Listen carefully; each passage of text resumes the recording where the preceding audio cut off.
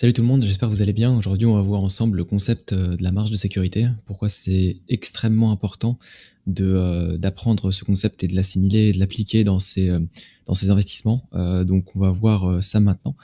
Alors, on va diviser le truc en 4 parties. Donc, premièrement, on va voir à peu près qu'est-ce que c'est que la marge de sécurité. Ensuite, on verra à quoi ça sert.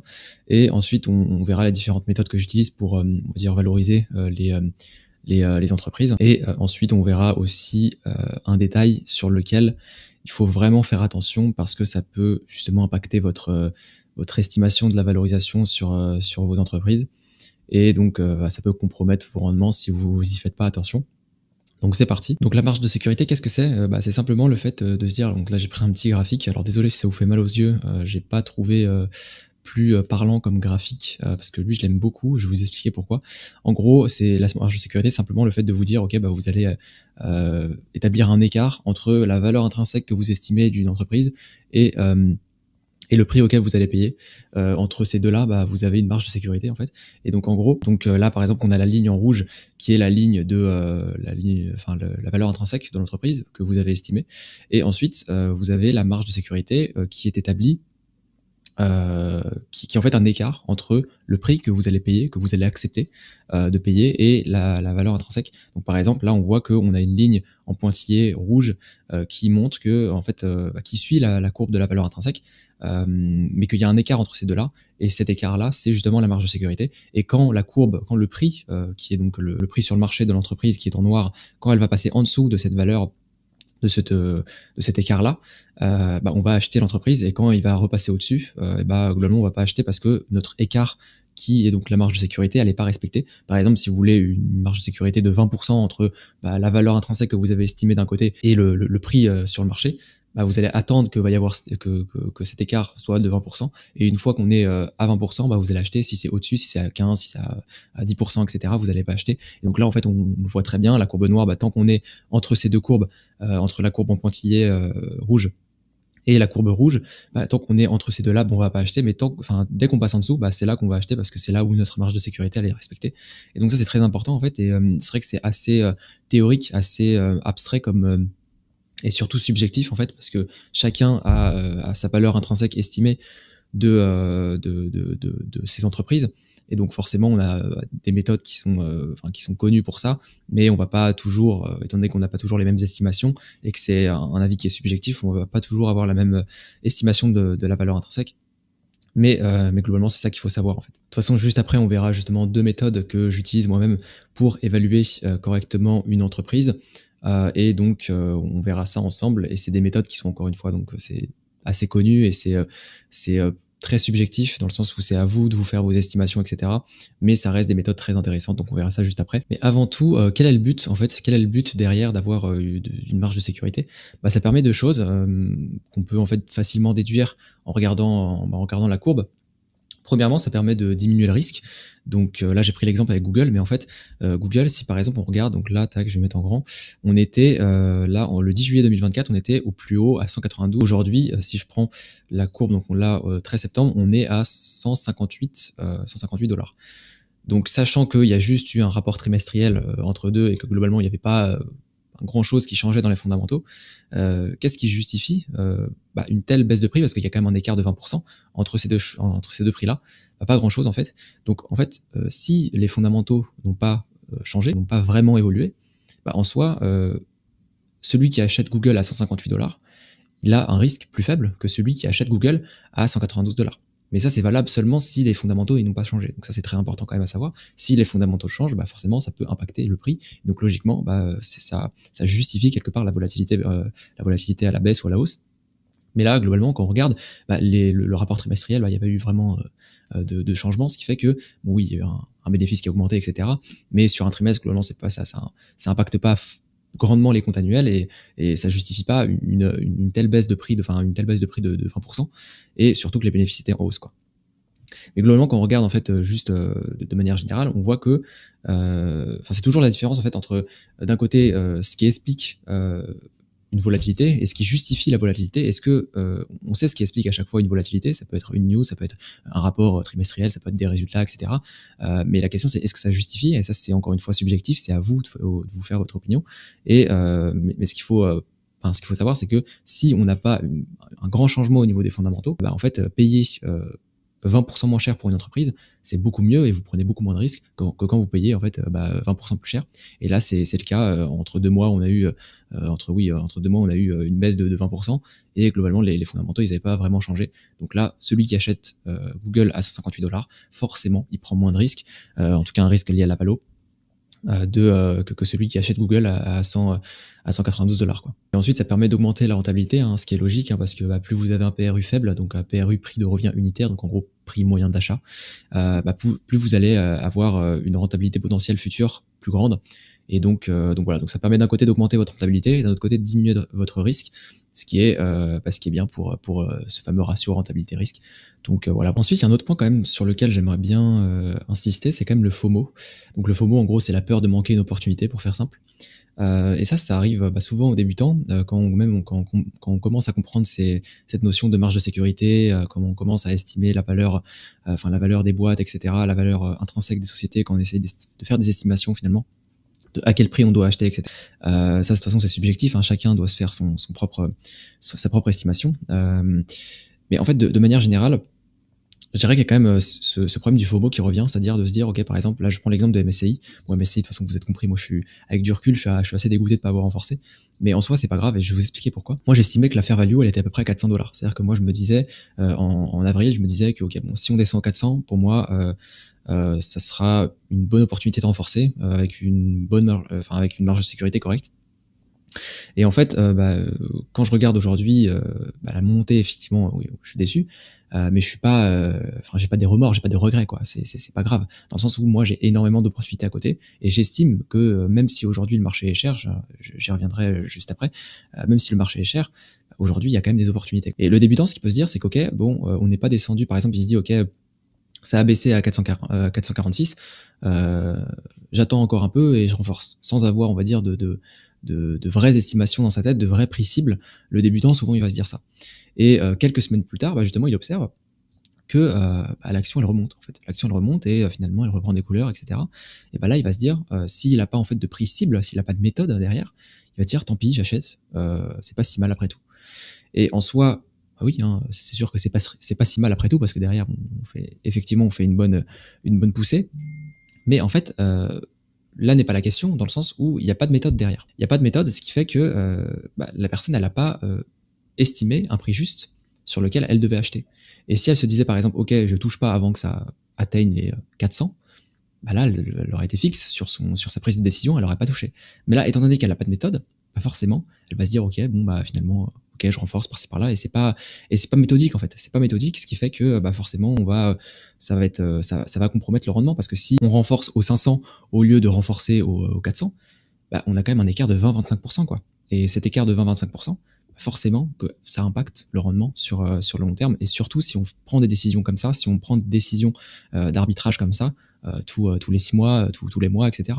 Donc forcément, si on n'a pas de méthode, va y avoir des problèmes, et ça va forcément tôt ou tard compromettre le rendement. Ouais. Et par rapport au fait que le marché est cher, c'est vrai, le marché est cher aujourd'hui, et c'est pour ça que avoir ce genre d'opportunité comme MSCI qui tombe à des valorisations qui étaient intéressantes, notamment en avril, c'est sûr que c'était intéressant. Mais d'un autre côté, même si le prix n'est pas tombé à un prix cible pour moi, si on n'est pas tombé au 400, c'est pas grave, parce qu'en fait, j'estime qu'il y a beaucoup d'opportunités aujourd'hui, et c'est assez paradoxal, mais en fait, plus dans entre guillemets, mon expérience d'investisseur, plus j'avance, plus je me dis que en fait, même si la bourse monte et que là on est à des plus hauts historiques, plus je vois d'opportunités. Et c'est assez paradoxal, parce qu'en fait on pourrait se dire que forcément plus la bourse monte, moins il y a d'opportunités, moins il y a de marge de sécurité potentielle sur les boîtes, etc.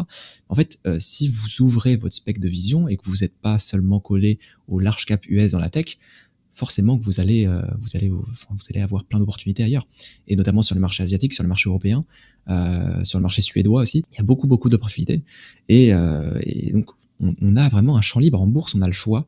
Donc c'est aussi, j'en profite aussi pour dire que arrêtez d'être focus sur seulement un secteur qui est à la mode, Et même si c'est un très bon secteur et globalement vous pouvez choper de super boîtes à des bons prix parfois, mais pas à des PER de 10, hein, quoi, soyons honnêtes, hein, on ne chopera pas un Google ou un MSCI, un PER de 10 ou un PER de 15, ouvrez votre spectre de vision et allez autre part, vous allez voir des super opportunités. Donc c'est pour ça que finalement je suis pas si déçu que ça et que globalement c'est vraiment pas grave, quoi. Donc maintenant on va passer au concret. Quelles sont les méthodes que j'utilise pour valoriser une entreprise? Donc juste avant, on va passer un tour sur comment se valorise une entreprise de manière générale. En fait, une entreprise, elle se valorise simplement en fonction de sa capacité à créer de la valeur. Si demain, vous avez une entreprise qui génère 100 000 euros de chiffre, 100 000 euros de bénéfices nets par an, si je vous propose 10 000 euros pour l'acheter, vous allez dire non. C'est logique. Donc, en fait, on va estimer ce qu'on appelle un multiple de valorisation. Le plus connu dans le monde de la finance, c'est le PER, donc le Price Earning Ratio, donc capitalisation sur bénéfice, ce qui fait qu'en gros, c'est un multiple de bénéfices. Donc, si par exemple, on reprend l'exemple de l'entreprise qui génère 100 000 euros de bénéfices par an, en moyenne, on est aux alentours de 15. Je crois que sur 150 ans, on est aux alentours le PER moyen des entreprises aux États-Unis, c'était 15. Si on prend une moyenne depuis 150 ans, ce qui fait qu'en moyenne, on serait aux alentours de 1,5 million si on a donc une entreprise qui génère 100 000 euros de bénéfices par an. Mais ça, justement, ça peut varier en fonction de plein de facteurs, et dont les facteurs les plus importants sont la croissance. Donc je les ai mis ici, justement, on a la croissance, la prévisibilité des revenus, si les revenus sont prévisibles ou pas, la cyclicité du secteur, ce qui fait que les marges peuvent être plus ou moins basses, parfois même négatives, en fonction de si c'est une entreprise dans les matières premières, etc. On va avoir aussi les risques spécifiques liés à l'entreprise. Donc, si par exemple elle est mono-client, mono-fournisseur, j'en sais rien, si elle est monoproduit, etc., on sera peut-être prêt à payer moins cher cette entreprise-là parce qu'elle est moins diversifiée. Et ensuite, on va avoir tout ce qui est risque géopolitique, étatique, etc. Donc, exemple, la Chine, et etc., parce qu'il y a plein de risques. Mais de manière générale, ce qui va vraiment beaucoup impacter, ça va être la croissance. Et ensuite, je dirais qu'il y aurait aussi la prévisibilité des revenus et aussi, bien sûr, les risques qui sont plus ou moins grands liés aux États. Donc, par exemple, avec la Chine, où on voit que les ratios de valorisation des entreprises en Chine sont extrêmement faibles en ce moment. Donc voilà. Donc maintenant, les deux méthodes que j'utilise, vous les avez déjà vues de toute façon dans les analyses que j'ai faites, il va y avoir le discounted cash flow et les multiples de valorisation. Donc le discounted cash flow, qu'est-ce que c'est? Ça va être le DCF, en gros. J'avais fait une publication LinkedIn à l'époque. En gros, c'est simple, ça va être l'actualisation des flux de trésorerie. Donc on va actualiser les flux de trésorerie futurs de l'entreprise qu'on ne connaît pas, mais qu'on va estimer. Donc on va estimer la croissance future des flux de trésorerie sur une certaine durée, ça peut être 5 ans, 10 ans, 15 ans, etc. L'idée, c'est de prendre entre 5 et 10 ans, parce que au-dessus de 10 ans, ça commence vraiment à devenir impossible à estimer, même si 10 ans c'est déjà extrêmement improbable, on va dire qu'on ait raison. Et d'où l'importance, justement, on verra après, d'être plutôt assez pessimiste dans ces estimations pour, encore une fois, avoir une marge de sécurité. Donc le but du DCF, ça va être de estimer une croissance des cash flows futurs, ensuite d'estimer un multiple de valorisation à l'arrivée. Par exemple, je sais pas, imaginons que Coca-Cola s'échange 20 fois les bénéfices aujourd'hui, peut-être que dans 10 ans, elle s'échangera encore 20 fois les bénéfices, et donc on va se dire, ok, bon, le multiple de valorisation dans 10 ans sera de 20 fois les bénéfices. Donc voilà, ensuite on va calculer la valeur, ce qu'on appelle la valeur terminale, qui va être en fait juste le dernier cash flow qu'on aura estimé, multiplié par son multiple de valorisation qu'on aura dit. Donc, imaginons que aujourd'hui Coca-Cola produise en 2024 100 de bénéfices, en 2034, dans 10 ans par exemple, elle produira 200, on va juste multiplier 200 par le multiple d'arrivée. Donc là, en l'occurrence, elle aura doublé ses bénéfices, donc on va juste faire 200 multiplié par son multiple, en l'occurrence 20, et on aura sa valeur. Donc voilà. Et ensuite, on va juste actualiser tout ça, tous ces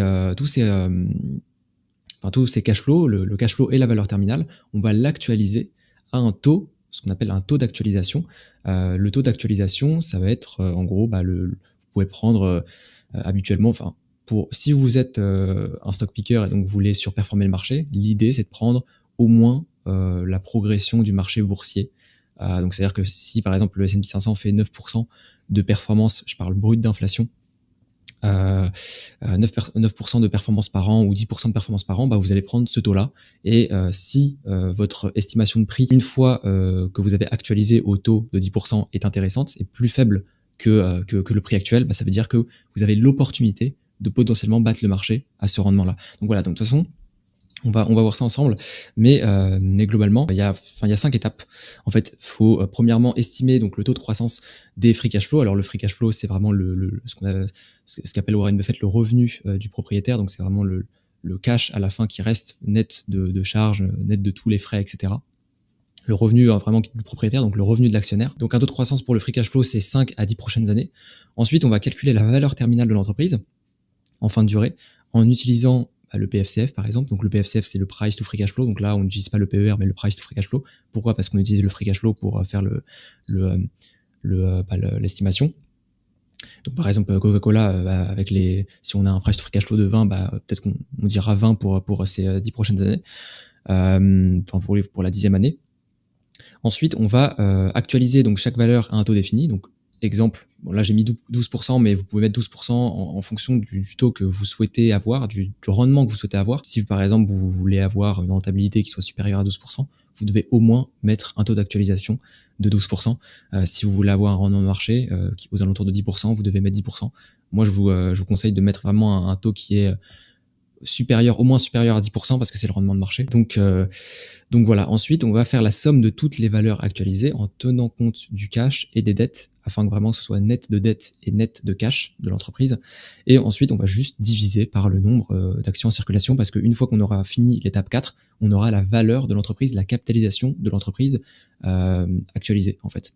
Et on va juste diviser cette valeur par le nombre d'actions aujourd'hui et ça nous donnera le prix de l'action actualisée aujourd'hui au rendement, donc avec les flux de trésorerie futurs qu'on aurait estimés.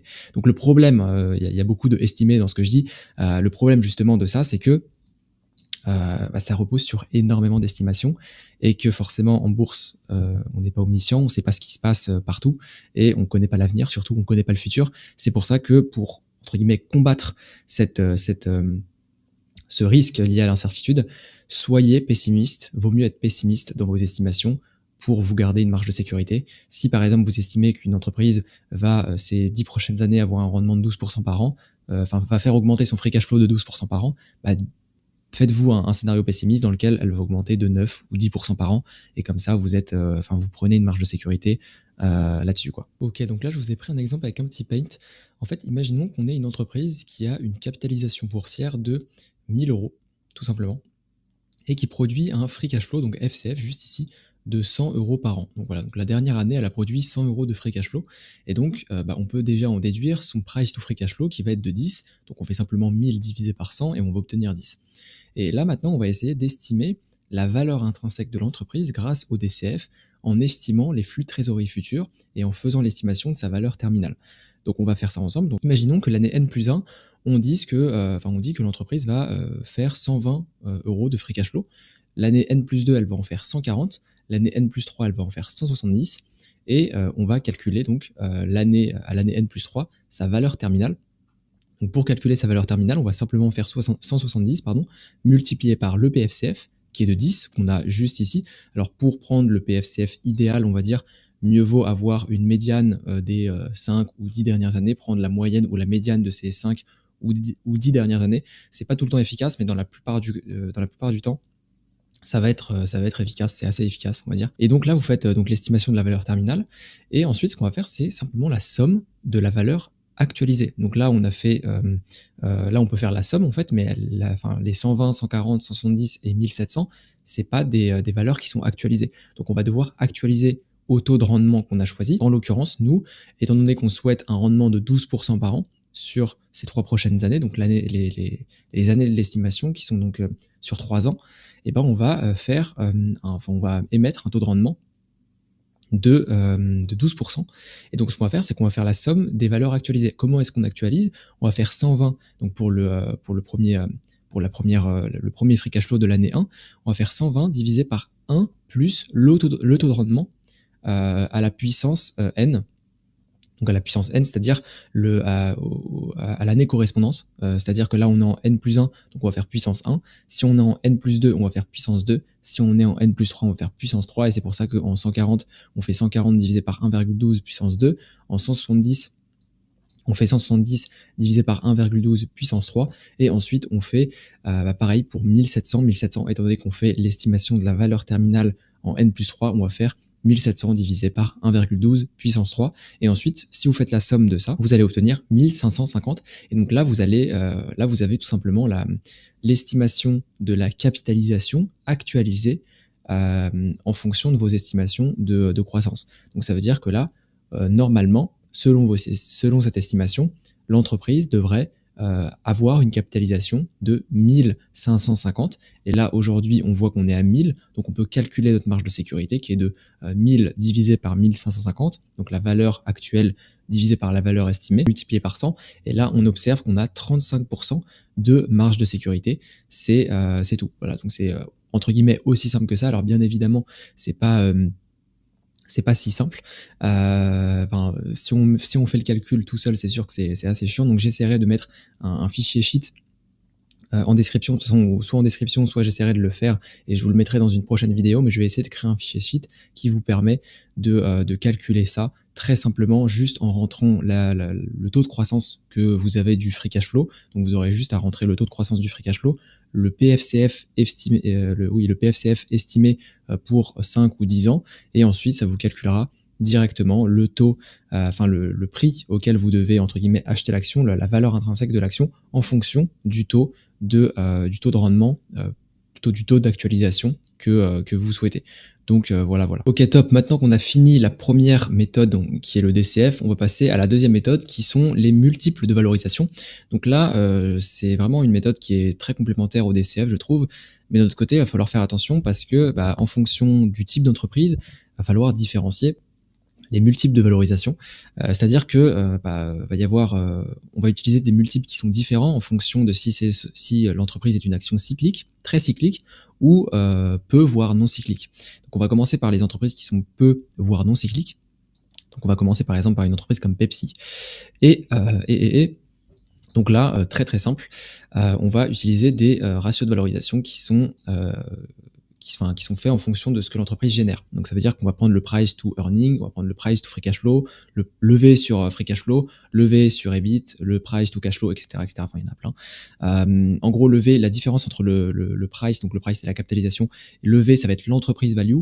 L'entreprise value, ça va simplement être la capitalisation de l'entreprise plus les dettes moins le cash. Donc en gros, c'est une capitalisation entre guillemets améliorée où on va prendre en compte l'entreprise nette de dettes, net de cash. Le problème, c'est que c'est pas tout le temps pertinent à prendre parce que parfois on va avoir une entreprise qui va avoir beaucoup de cash mais pas beaucoup de dettes, et elle va avoir beaucoup de cash parce que justement elle a un BFR qui est gros, du coup elle est obligée de garder des liquidités dans son bilan. Mais de manière générale, c'est quand même intéressant de regarder, de comparer en fait le PFCF avec par exemple levé sur FCF, etc. Donc voilà. Mais globalement, vous avez ces différents ratios de valorisation. Et là, on prend l'exemple avec Pepsi. Et là, on voit que Pepsi, par exemple, on est à un price to free cash flow. Là, j'ai pris l'exemple du price to free cash flow parce que c'est selon moi l'un des meilleurs ratios de valorisation pour les entreprises non cycliques. On est à 32, on est à peu près à 32, voilà. On est à 32 avec une médiane aux alentours de 29. Et ce qui est déjà très élevé, hein, quand on regarde la moyenne, par exemple, on est aux alentours de 20 ou de 15 ou de 20, oui, entre 20 et 15 pour ce qui est de la moyenne historique. Là, on est à 30, donc 2 fois au-dessus, ce qui est extrêmement élevé. Et en fait, là, ce que vous pouvez faire, c'est regarder, mettre en perspective le price to free cash flow avec la croissance de l'entreprise. Donc là, par exemple, on est sur Pepsi. Donc là, c'est d'ailleurs, si vous voulez encore une fois utiliser FinChat, vous avez un lien dans la description. Vous avez 15% de réduction et des jours d'essai.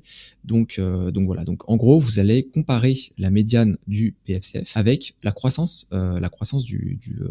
du free cash flow, la croissance des revenus, etc. Principalement, ce qui va être intéressant, c'est de comparer, si vous prenez le price to free cash flow, autant comparer la croissance, le price to free cash flow avec la croissance du free cash flow. Donc là, en l'occurrence, on voit que par exemple, on est à peu près stable au niveau des free cash flow, alors que pourtant, quand on met en grand ici, on voit qu'on a doublé, quasiment doublé, ouais. On est passé d'à peu près 18, si je regarde bien, on a à peu près 17-18 en 2016, à 32 aujourd'hui en 2024, donc on a quasiment doublé, on a doublé en fait, alors que en fait on n'a pas une croissance du free cash flow.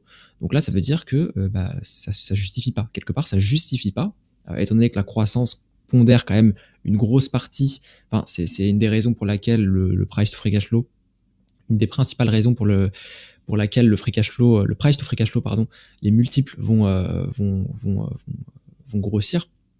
bah là en fait on voit que bah, c'est pas la croissance qui a fait augmenter le price to free cash flow. Et si on n'a pas de croissance, en fait, bah, ça sert à rien de payer plus cher une entreprise. Donc ça c'est le premier point. De toute façon, j'ai déjà fait des vidéos là-dessus encore une fois. Mais là on voit que Pepsi en 2016 il générait 7 milliards 6 de free cash flow. En 2024, en 2023, il générait 7 milliards 9. Donc globalement, on n'a pas eu d'évolution, alors que pourtant on paye 2 fois plus cher pour ce type d'entreprise.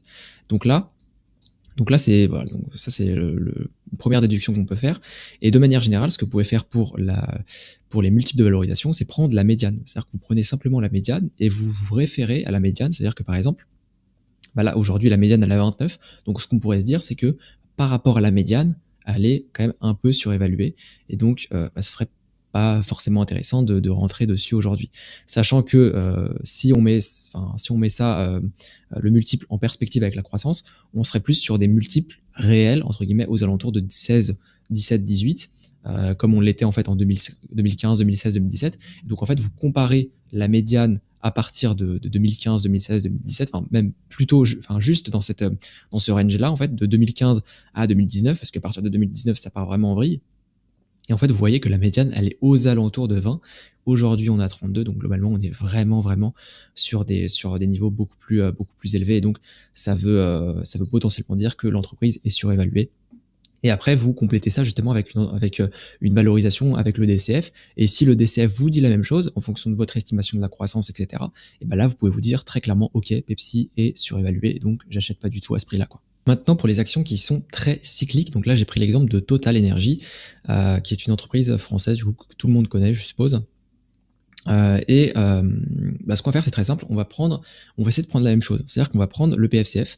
Et en fait, quand on voit qu'on prend le PFCF, étant donné que l'entreprise elle est très cyclique, et bah forcément qu'on va avoir des free cash flow qui vont parfois être très élevés, parfois des free cash flow qui vont être très faibles, voire négatifs, et c'est pas forcément grave en fait, parce que c'est dû à l'activité de l'entreprise, et donc voilà, mais c'est juste que c'est pas forcément efficace d'utiliser le price to free cash flow, parce que bah, en fait on a des variations qui sont énormes du free cash flow. Parfois on va avoir un free cash flow à 31 milliards, parfois on va en avoir un à 700 millions, ce qui fait que globalement, c'est pas intéressant de regarder ça parce que c'est difficilement prévisible. Le cash flow, le free cash flow que produira demain Total Energy est difficilement prévisible. Donc au lieu de faire une prévision du free cash flow, on va faire entre guillemets une prévision, on va utiliser les multiples de valorisation par les actifs. On va faire une valorisation par les actifs. Et là, c'est beaucoup moins variable. Quand on regarde par exemple le price to book, donc les principaux ratios de valorisation qui vont nous intéresser vont être le price to book, levé sur book. Donc le book c'est quoi? C'est la book value, c'est les capitaux propres.